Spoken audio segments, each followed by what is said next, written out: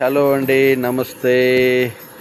YouTube వీక్షిస్తున్న సహోదరులందరికీ నా ధన్యవాదాలు. ఈరోజు భీమవరంలో వంట చేయటానికి ఒప్పుకున్నాను. ఇదిగోండి, భీమవరం ప్రాంతంలో వచ్చాము. వంట చేస్తున్నాం భీమవరంలో. మొత్తం అన్నీ మొదలుపెట్టాము. సాంబార్కి ములంకాయలు ఉడకబెడుతున్నాము. సాంబార్కి పప్పు పెట్టాము. సాంబార్కి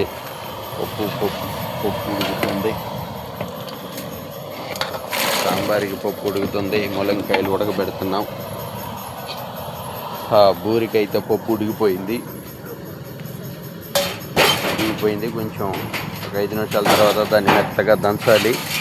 దంచిన తర్వాత దాంట్లో మళ్ళీ బెల్లం పొడుం చేసి ఆ బెల్లాన్ని దాంట్లో వేసేసి చక్కగా అదంతా కూడా ఉడకబెట్టాలి.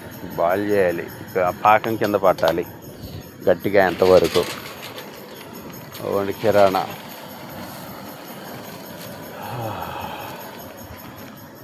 వంట అనేది వచ్చిందంటే ఎంత దూరమైనా రావటానికి సిద్ధం అండి మేము. ఎందుకంటే వంటే మా యొక్క జీవనం, మాకు నచ్చిన పని కనుక ఎంత శ్రమైనా కష్టమైనా ఇష్టంగా చేసుకుంటూ వెళ్తాం.